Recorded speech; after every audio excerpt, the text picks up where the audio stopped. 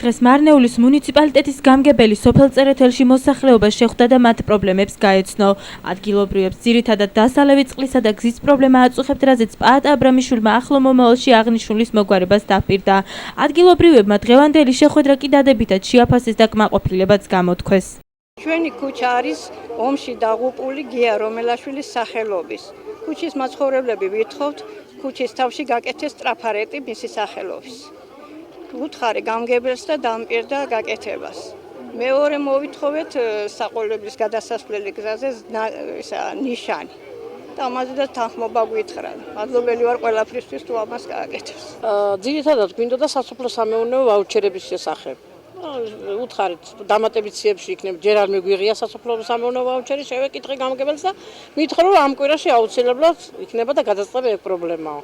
იცი და ჩვენი ქუჩის აი რომელაშვილის ქუჩაზე ვცხოვრობ მე და სასმელი წყალი რო გაიყვანეს, დარჩა პრობლემური, დაინგრა ყველაფერი და ძალიან ძნელია ზამთარში გადაადგილება და ვითხოვთ რომ იქნება როგორმე ასფალტი ან მოხრესო.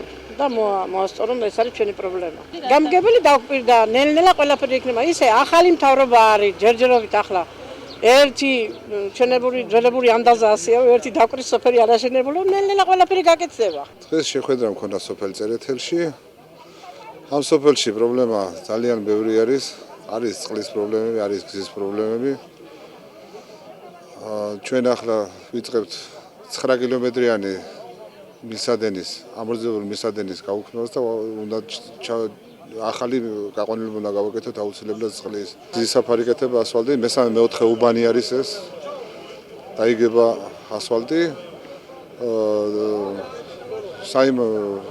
საიმერლოში კეთება ეკლესია უნდა დასრულდეს ბოლომდე. და ბევრი კარგი პროექტები კეთდება. დღეისთვის უფრო მეტად იყო წყლის პრობლემა იყო, ხალბატონმა წყლის პრობლემა გვაქვს, დაჯუჭკენებული წყალი მოედინება. ეს მილები აუცილებლად შეიცვლება და ხალხს. და ისა ბატონო პაატა, ძირითადად რომელ ბუნებში შეიცვლება ეს მილები? მესამე მეოთხე უბანი, ეს წერეთლის მესამე მეოთხე უბანი არის.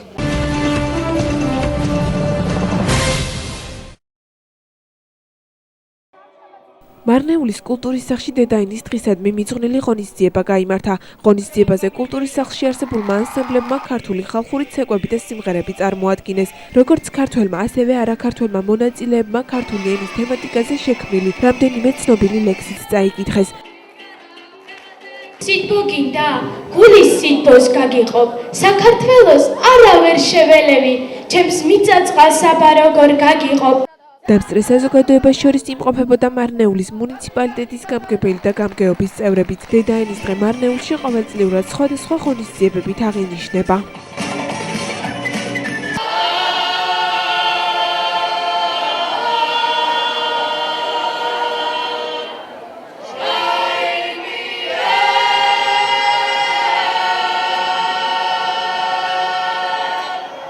მინდა ენის დღე მიულოცო სრულიად საქართველოს, სრულიად ქართველებს და მინდა უსურვო რომ არასოდეს დაგვეკარგოს მამული ენა, სარწმუნოება. ეს პირველ რიგში. რაც შეეხება ღონისძიებას, ღონისძიება ჩატარდა კულტურის ცენტრის ორგანიზებით, მარნეულის კულტურის ცენტრის ორგანიზებით. სრულიად კოლექტივი იღებს ყველა ორგანიზებაში, ყველა ღონისძიების ორგანიზებაში მონაწილეობას. ეს ღონისძიებას გამონაკლისი არ ყოფილა. ღვთის წყალობით და ჩვენი შეწევნით ნორმალურად ჩაიარა ღონისძიებამ და მე მინდა დიდი მადლობა მოუხადო დამსწრე საზოგადოებას და სტუმრებს მოსვლისათვის. დღეს არის დედაენის დღე, მოგილოცავთ ყველას და ამ დღის აღსანიშნავად კულტურის სახლში ჩატარდა კონცერტი, სადაც ანსამბლი იბერია და ენგური გამოვედით ცეკვებით და მივულოცეთ ხალხს. ყველას ულოცავ ამ დედაენის დღეს. დღეს გამოვიდა ჩემი ანსამბლი ენგური, რომლის ხელმძღვანელიც არის ლევან ყურავა. ძალიან მომეწონა ეს კონცერტი და ძალიან გამიხარდება თუ კიდევ მომეცემა და მიეცემა ჩემს ანსამბლს თავის გამოჩენის საშუალება.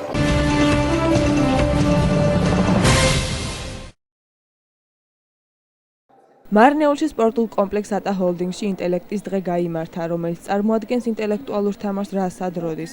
მასში მონაწილეობა მიიღო მარნეულის სკოლებმა. ეს ღონისძიება უკვე 2 წელია იმართება და საკმაოდ აქტუალობით სარგებლობს. მეხუთე და მეექვსე სკოლებს შორის მოხდა გადათამაშება, სადაც თამაშის წესების მიხედვით ორივე გუნდიდან 3-3 მონაწილე გააგრძელებს ტურნირში მონაწილეობას. აღნიშნული თამაში მეხუთე და მეექვსე სკოლებს შორის ფრედ დამთავრდა. ტურნირი ინტელექტის დღე უკვე მეორე წელია ტარდება საქართველოში. ერთდროულად იწყება თამაში ზუსტად 14 საათსა და 00 წუთზე. ამ წელს რამდენადაც მახსოვს 1200-მდე სკოლა ღებულობს ერთდროულად მონაწილეობას. ანუ ჩვენს პარალელურად, მარნეულის სკოლების პარალელურად სხვა სკოლებშიც მიმდინარეობს ეს ჩემპიონატი. გაირკვევა საუკეთესო მოთამაშე, საუკეთესო გუნდი უпроსწერეთ და საუკეთესო გუნდი დასკვნით ეტაპზე, ფინალურ ეტაპზე უკვე თბილისში შერატონ მეტეხი პალაში 11 მაისს მიიღებს მონაწილეობას. მე კმაყოფილი ვარ თქვენი ბავშვებით. წინა წელს, როდესაც ჩამოვედი პირველად, სასიამოვნო სიურპრიზი იყო ჩემთვის მარნეულის სკოლის ბავშვების მოსწავლეების თამაში და მე დავინახე რომ რა მაღალ დონეზე დგას თქვენთან სწავლის დონე. ხო, შარშანაც ვიყავით ამ კონკურსში. ძალიან დიდი განშაშენ წავაგეთ. მეხუთე სკოლასთან, მაგრამ ძალიან დიდი სურვილი მქონდა წელს იგივე მონაწილეობის და რა თქმა უნდა გამარჯვებით ვართ მოსულები, რომ იმედი წავთ, რომ გავიმარჯვეთ, ჯერჯერობით წინ ვართ და ვფიქრობ, რომ ესე გავაგზავნე და ძალიან კარგი და სახალისო კონკურსია ჩემი აზრით. ძალიან მომეწონა, ძალიან ბევრი რამე კაიგონა, ქართული რელიგიური ან ქართული ლიტერატურიდან რამე ძალიან მომეწონა ამ დღეს. ჩემთვის ძალიან მნიშვნელოვანია, რომ მაგალითად მე ვცხოვრობ საქართველოში და ძალიან მეტად რამე გაიგონა საქართველოს ფილმებზე, ლიტერატურაზე და ლაპარაკობ ქართულად.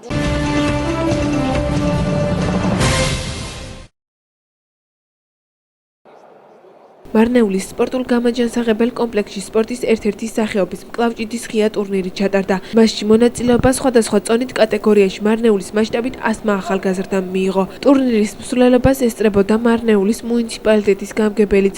შეჯიბრში მონაწილე გამარჯვებულ სპორტსმენებს ჯილდოთ, მედლები და სერტიფიკატები გადაეცათ. ეს შეჯიბრი სოფელთა ქალოში არსებული მკლავჭიდის კლუბის ორგანიზებით ტარდება. ტურნირი ღიაა და მასში მონაწილეობა ნებისმიერ მსურველს შეუძლია. დღევანდელი ღონისძიება ასევე დაუკავშირეთ დედაენის დღესაც. გამარჯვებულებს სერტიფიკატები და მედლები გადაეცათ. ჩატარდა ღია ტურნირი რაიონის, კმაყოფილები ვართ ყველა, გავხდი ჩემპიონი და მივესალმები ეგეთ შეხვედრებს. კაი რაღაცა ბავშვები გახალისდნენ, კაი ბიჭები გამოვლიდნენ და აქედან მოგებულები ქალაქის ჩემპიონატზე სწავლენ შემდგომში. მოხარული ვარ, რომ ტურნირში მონაწილეობ ორი მეტოქე მყავდა, ორივე მათგანის დამარცხება შევძელი. გახარებული ვარ. კარგია, რომ ასეთი კომპლექსები არსებობს, მათი დახმარებით ახალგაზრდები უფრო აქტიურად მიჰყვებიან სპორტის სახეობებს.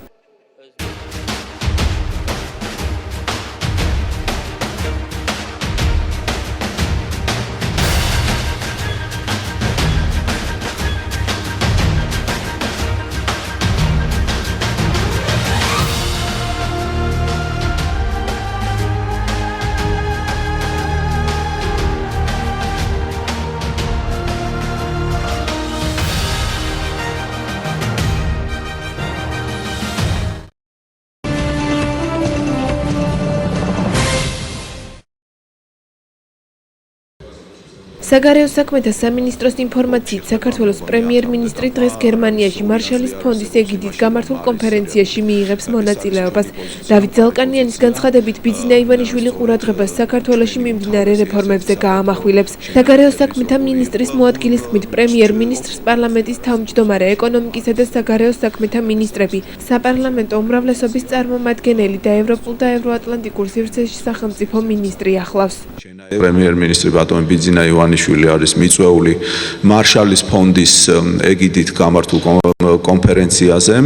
დელეგაციაში, რომელსაც საქართველოს პრემიერ-მინისტრი ხელმძღვანელობს, ასევე შედიან საგარეო საქმეთა მინისტრი, პარლამენტის თავმჯდომარე ბატონი დავით უსუფაშვილი, საგარეო საქმეთა მინისტრი ბატონი მაია ფანჩიკიძე, ეკონომიკის და მდგრადი განვითარების მინისტრი გიორგი კვირიკაშვილი, სახელმწიფო მინისტრი ევროპული და ატლანტიკური ინტეგრაციის საკითხებში ალექსი პეტრიაშვილი და პარლამენტის წევრი ქალბატონი თინა ხიდაშელი.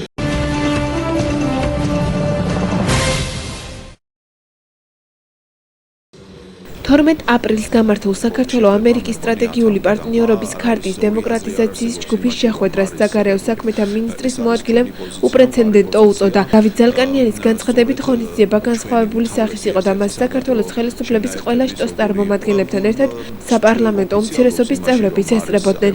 მინისტრის მოადგილის თქმით, საგარეო კურსთან დაკავშირებული საკონსტიტუციო ცვლილება ამერიკულმა მხარემ დადებითად შეაფასა. იყო მართლაც უპრეცედენტო გამომდინარე იქიდან, რომ მსგავსი ფორმატით ამ ჯგუფის შეხვედრა არ გამართულა.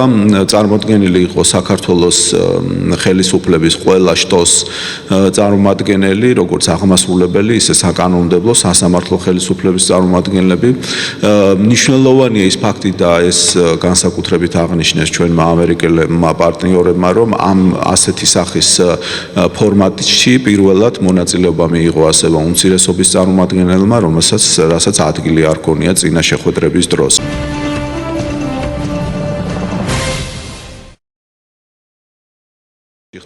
საგარეო საქმეთა მინისტრის მოადგილის განცხადებით, ოქტომბრის შემდეგ უცხოეთიდან საქართველოს მოქალაქეების გადმოსვენებისთვის საჭირო პროცედურებისთვის 100,000 ლარი დაიხარჯა.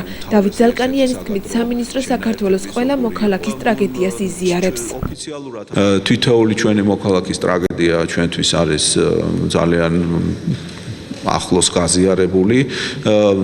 კი უფრო მეცაც გეტყვით, უკანასკნელ პერიოდში მოხდა გარდაიცვალა რამდენიმე ჩვენი თანამოქალაქე ამერიკის შეერთებულ შტატებში, ევროპის სხვა ქვეყნებში და ამ მხრივ ჩვენ ყველანაირად ვცდილობთ, საკონსულო დეპარტამენტი, საგარეო სამინისტრო ყველანაირად ვცდილობთ, რომ მათ დავეხმაროთ, მათი გადმოსვენებაც დაფინანსებული იქნება საგარეო საქმეთა სამინისტროს მხრიდან. ჩვენ მას შემდეგ, რაც შეუდექით საქმიანობას, ოქტომბრიდან ამ მიმართულებით 100,000 ლარზე მეტი არის დახარჯული, ანუ იმ ჩვენი თანამოქალაქეების გადმოსვენების ფაქტებთან დაკავშირებით.